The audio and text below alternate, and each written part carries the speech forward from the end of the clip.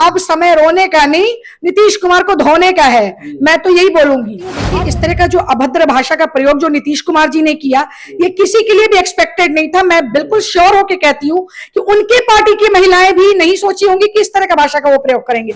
ये व्यक्ति कहलाने लायक नहीं है, ये मुख्यमंत्री कहलाने लायक नहीं है। अब ये मानसिक रूप से बीमार हो चुके हैं, पूरी तरह से बीमार हो चुके हैं। इनको मेडिकल चेकअप की आवश्यकता है। ये पागल हो चुके हैं। इनका पुतला दहन नहीं, अब इनको ही उखाड़ के फेंकने का समय आ गया। अब पुतला दहन से कुछ नहीं होगा।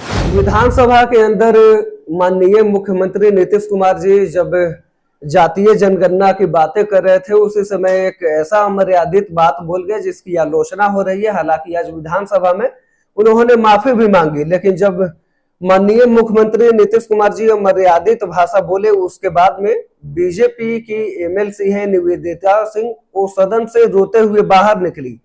तो वहीं राबड़ी देवी समेत कई जो महिला नेत्री हैं, महिला नेता है, वो अपना नजर छुपाते दिखी, कहीं ना कहीं मीडिया से भागते भी दिखी। और सदन में जो भी महिला नेता थी वो अगल बगल में झांक रही थी कि कोई उनको उस नजर से देख तो नहीं रहा है। तमाम ऐसी बातें थी। इसी सब मुद्दे पर बात करने के लिए आज हमारे साथ मोतिहारी की प्रसिद्ध महिला डॉक्टर हेना चंद्रा जी, आज इनसे बात करेंगे। सबसे पहले हमारे चैनल पर स्वागत है मैम। बहुत बहुत धन्यवाद। बिहार के मुखिया माननीय मुख्यमंत्री नीतीश कुमार जी एक बयान देते हैं, बयान आपने भी सुना है, आपको भी पता है, क्या कहना चाहेंगे? क्या लगता है कि ये कि बिहार का मुखिया होने के नाते और खासकर एक महिला के प्रति ऐसे मर्यादित भाषा का उपयोग करना, बोलना कितना जायज है? बिल्कुल भी जायज नहीं है।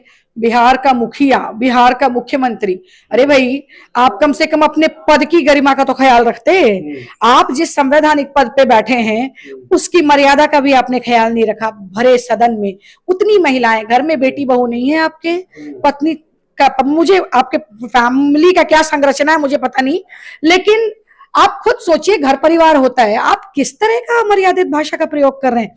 महिलाएं नजरें छुपा के निकल रही हैं, आप ही के पार्टी की महिलाएं। इससे ज्यादा शर्मनाक और क्या होगा?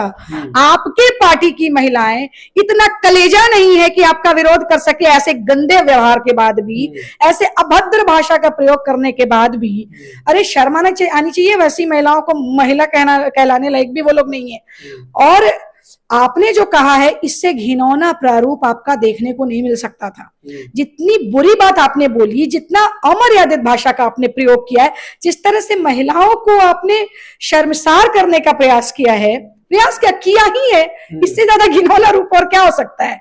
तो आप देखिए, अब आप बुढ़ापा तो अब सर चढ़ के बोल ही रहा है उनका, और अब आप उस लायक रह भी नहीं गए कि आपके कंधों पर बिहार का बागडोर दिया जाए। अब पब्लिक देख रही है, हम सब तो समझ ही रहे थे, लेकिन अब बच्चा बच्चा उनको समझ चुका है। इतनी गंदी भाषा का प्रयोग इस तरह से, और महिलाएं नजर छुपा रही हैं। आपकी पार्टी की महिलाएं, आपकी पार्टी की महिलाओं को इतना हिम्मत नहीं है कि आपका विरोध कर सके। ये क्या बात होता है? राजनीति का स्तर इतना गिर जाए, इतना घिनौना रूप सामने आए, इससे बुरा और कुछ नहीं हो सकता। हर महिला को इनका विरोध करना चाहिए। सदन से जो बीजेपी एमएलसी है निवेदिता सिंह, वो रोते हुए दिख रही है। और आज बिहार के में कई जगह पे उनका बहुत जोरदार धरना प्रदर्शन किया गया, पुतला दहन किया गया। तो क्या आपके नजर में क्या है कि निवेदिता सिंह जिस तरह से विपक्षी पार्टी में है और सदन से रोते हुए बाहर निकलती हैं, कितना सही था विरोध ना करके रोते हुए आना? देखिए, माननीय निवेदिता सिंह जी हमारे ही पार्टी की एमएलसी हैं और मैं उनका सम्मान करती हूँ। देखिए, इस तरह का जो अभद्र भाषा का प्रयोग जो नीतीश कुमार जी ने किया, ये किसी के लिए भी एक्सपेक्टेड नहीं था। मैं बिल्कुल श्योर होकर कहती हूँ कि उनके पार्टी की महिलाएं भी नहीं सोची होंगी कि इस तरह का भाषा का वो प्रयोग करेंगे। लेकिन उसके बावजूद भी राजनीति जो ना कराए, इनकी महिलाएं जो हैं अपना राजनीतिक भविष्य को देखते हुए कुछ विरोध करना जरूरी नहीं समझी। और जहां तक निवेदिता सिंह जी का सवाल है कि वो रोते हुए निकली, ये बिल्कुल अनएक्सपेक्टेड सिचुएशन बना होगा। उन्हें अपनी भावनाओं को वो रोक नहीं पाई और उनके आंसू छलक गए कि किस प्रकार से सदन में बैठने के बावजूद भी वह उतनी सशक्त महिलाएं जहां मौजूद हैं, उसके बावजूद भी मुख्यमंत्री जैसा व्यक्ति इस तरह के अमर्यादित भाषा का प्रयोग करता है, ये कहीं ना कहीं कितना घिनौना रूप है। तो वैसे में उनके आंसू छलक गए होंगे। देखिए, एक बात आप हमेशा ध्यान में रखें, महिलाएं इमोशनली लबाइल हो सकती हैं, लेकिन जब स्ट्रेंथ की बात आती है तो वही महिला दुर्गा और चंडी का भी रूप धारण करती है। अब समय रोने का नहीं, नीतीश कुमार को धोने का है, मैं तो यही बोलूंगी। अब उनको धोने का समय, और हर महिला को कमर कस के तैयार हो जाना चाहिए, वो भाजपा की हो, वो जदयू की हो, राजद की हो, वो कांग्रेस की हो, कोई भी महिला बिहार की हो। अगर आप महिला हैं, देखो, अगर आप महिला हैं तो आप ऐसे व्यक्ति जो अभिशाप बन के बैठा है, हमारे बिहार के लिए एक अभिशाप से कम नहीं है, वो वही है, 18 साल से वो है सत्ता में। ये जो चाचा भतीजे की सरकार है, 15 साल वो रहे, 18 साल ये रहे, इतना बड़ा समय 33 वर्ष ये लोग रहे हैं, और जो बिहार की कंडीशन है सब लोग देख रहा है। आप लगे लोगों को पढ़ाने, वहां क्या शिक्षक लोग नहीं बैठे हैं? तो मुझे ऐसा लगता है वो अपने इमोशंस पे कंट्रोल नहीं कर पाई और वो रोए। विरोध तो हर कोई कर रहा है, हम सब कर रहे हैं, जो भी महिला जिस भी पार्टी की हो। मुझे ऐसा लगता है पुरजोर तरीके से सारे राजनीति को एक तरफ दरकिनार करके आधी आबादी एकजुट हो, और ऐसे व्यक्ति ये व्यक्ति कहलाने लायक नहीं है, ये मुख्यमंत्री कहलाने लायक नहीं है। अब ये मानसिक रूप से बीमार हो चुके हैं, पूरी तरह से बीमार हो चुके हैं, इनको मेडिकल चेकअप की आवश्यकता है। ये पागल हो चुके हैं, इनकी जुबान कहां कब क्या बोल दे रहे हैं इनको खुद नहीं पता है, कहीं भी फिसल जा रही है। तो अब देखिए, अब उस लायक नहीं रहे कि बिहार का मुख्यमंत्री इनको कहा जाए। जनता समझ चुकी है, अब इनका पुतला दहन नहीं, अब इनको ही उखाड़ के फेंकने का समय आ गया। अब पुतला दहन से कुछ नहीं होगा। पुतला दहन तो चलिए ठीक है, एक प्रतीकात्मक चीज है, वो किया जा रहा है, एक विरोध दर्ज किया जा रहा है, लेकिन अब नीतीश कुमार को 1 मिनट नहीं बर्दाश्त करने का। उनको राजनीति से संन्यास दे ही देना चाहिए, क्योंकि अगर ना दे तो पब्लिक जब एकजुट हो जाए ना, क्योंकि वही जनता ने आपको बनाया है, वो खूब बिगाड़ सकती है। आपको ये बात समझ में आना चाहिए, और माफी मांगने से कुछ नहीं होगा। बंदूक से निकली गोली और मुंह से निकली बोली, ये कहीं जाती नहीं है, ये वापस नहीं आती। ये जब निकल गई तो निकल गई, आप कितना भी कर लें, उससे क्या फर्क पड़ने वाला है? उससे कोई फर्क नहीं पड़ने वाला है।